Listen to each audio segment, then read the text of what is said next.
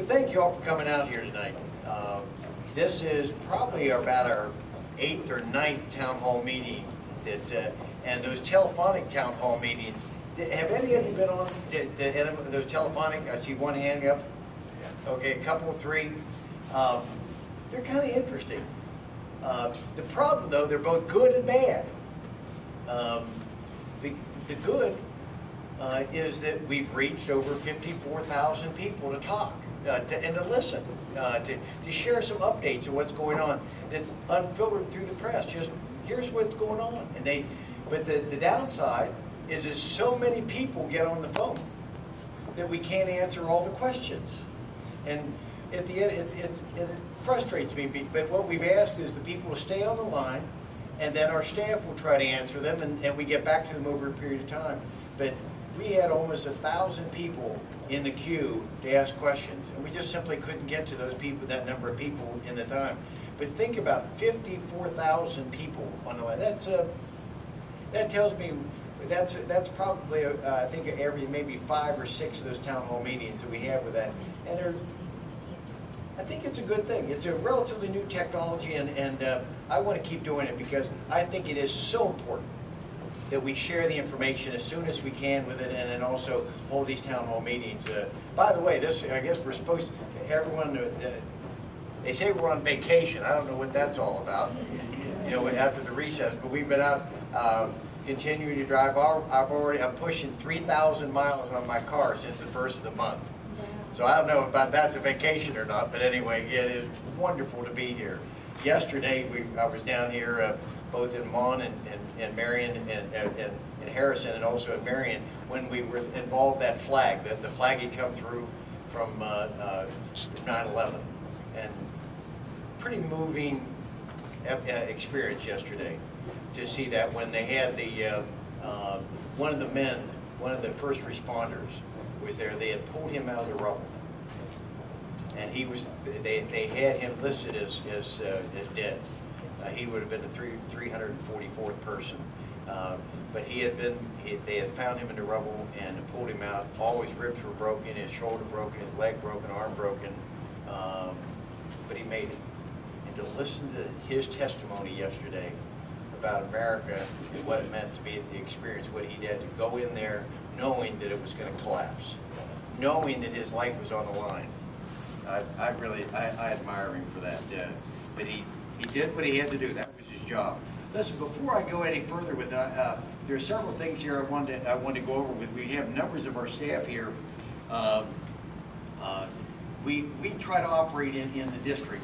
We have 3 offices. We have obviously our office in Washington with the staff there, and I brought some of our people from Washington because what I wanted to do was get them out of the Beltway, out of that Washington atmosphere, and come to West Virginia and meet the people, look them in the eye, talk to them, drive on a road, see what our conditions are like, what we have in our community.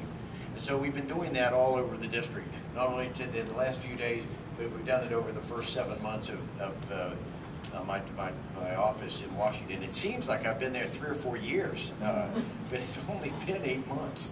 But it has been a tremendous experience, and I want to thank you all for that opportunity to be your congressman.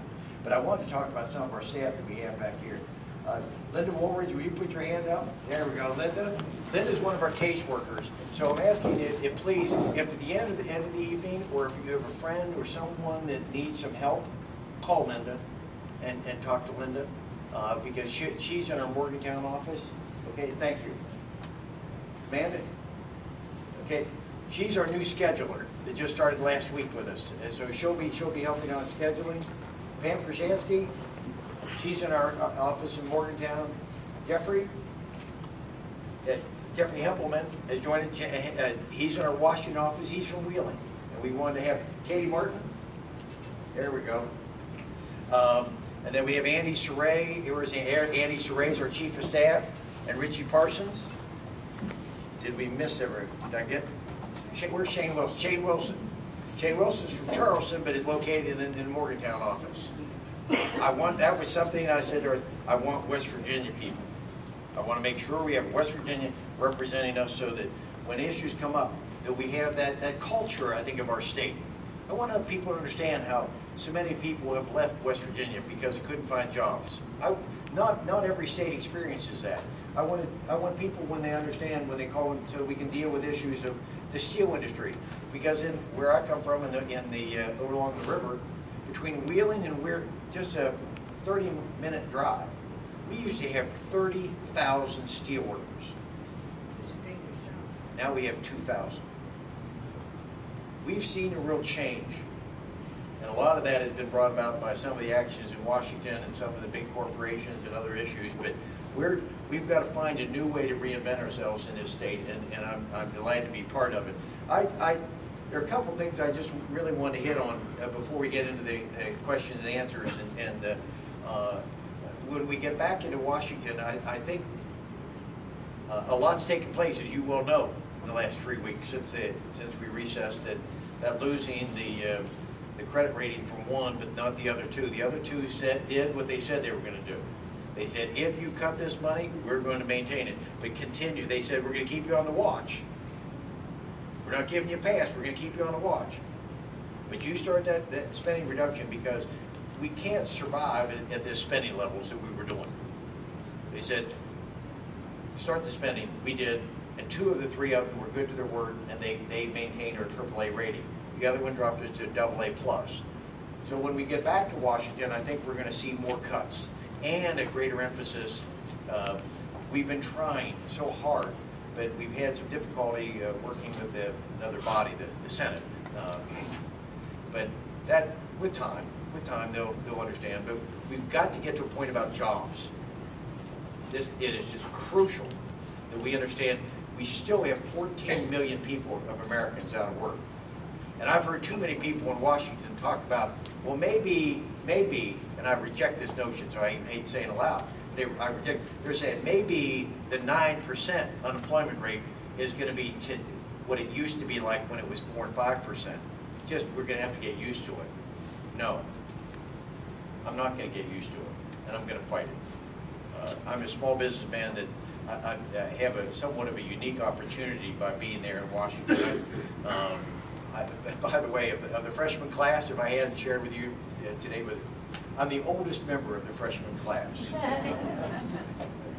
I take that as an honor, because I couple with that the fact that I have 45 years of small business experience, and that has worked very well for me so far.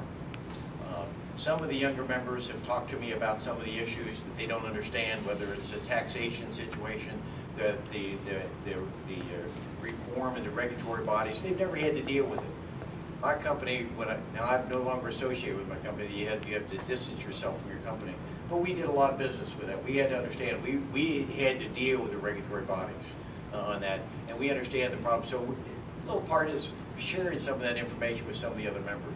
But it's a good group, both Democrats and Republicans alike. Everything I've done so far in Congress, I've tried to reach across the aisle and work with people on the other side, because, folks, this has got to stop all of this partisan bickering. I'm with you on that. I agree. I don't agree with it when I was in the state legislature back numbers of years ago, 81 to 94.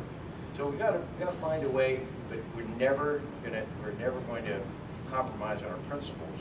But we know we have to all work together with it. So the thing we're really going to be focused on is trying to get the government to step aside on jobs, and the other we're going to look about is a balanced budget amendment. This balanced budget amendment, I think, is going to really make a push to get things back under control, because we've been blessed. It's not as though the balanced budget idea, the concept of a federal balanced budget is unique. It's really not, because you think about it. We had a balanced budget in 1999. We had it in 2000. We had it in 2001. We had it in 2002.